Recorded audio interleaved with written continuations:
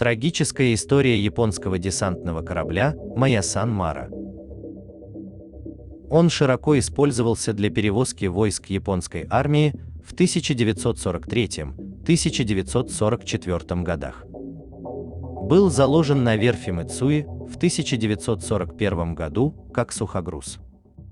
Пока он еще строился, он был реквизирован имперским флотом и преобразован в десантный корабль.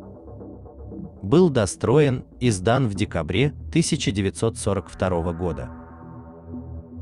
Его первый рейс был из Хиросимы в Рабаул.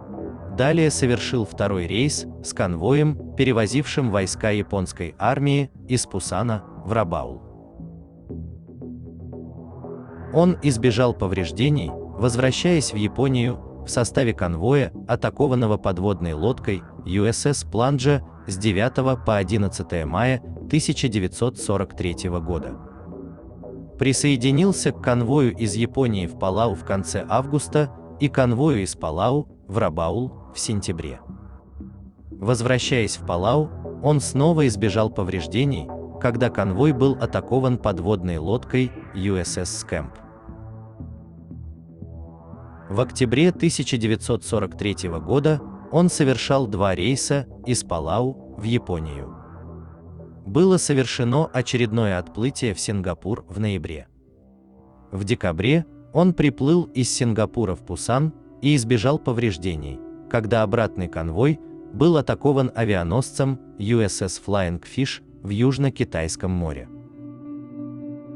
В апреле 1944 года он отправился из Японии в Манилу и вернулся в Японию в июне, чтобы загрузить отдельные пехотные батальоны другими элементами отдельной смешанной бригады японской армии. Он снова избежал повреждений во время атаки авианосцев, во время перевозки этих войск на Филиппины с конвоем.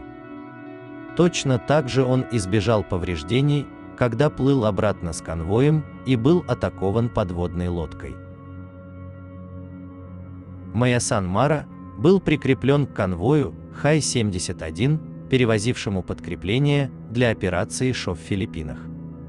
Конвой отплыл в Южно-Китайское море с военно-морской базы Мака в Пескадорес и обнаружен в тот же вечер военным кораблем USS Redfish, который призвал подкрепление для атаки с помощью радара в условиях тайфуна, который был на тот момент в море. Хотя почти половина кораблей конвоя была торпедирована, Маясан Мара снова избежал повреждений и вернулся в Японию. Затем он совершил еще 6 отплытий, перевозя войска из Пусана в Японию в сентябре и октябре. Далее Маясан Мара в составе конвоя Хай-81 вышел из залива Имари 14 ноября 1944 года. На борту находились 4387 солдат. Также на борту находился морской рейдовый батальон с взрывоопасными моторными лодками Мара-Най, 740 пополнений для Южной армии, 88 выпускников армейских школ связи. Различные специалисты в области артиллерии, связи, инженерия, артиллерийского вооружения и транспорта, а также 204 лошади.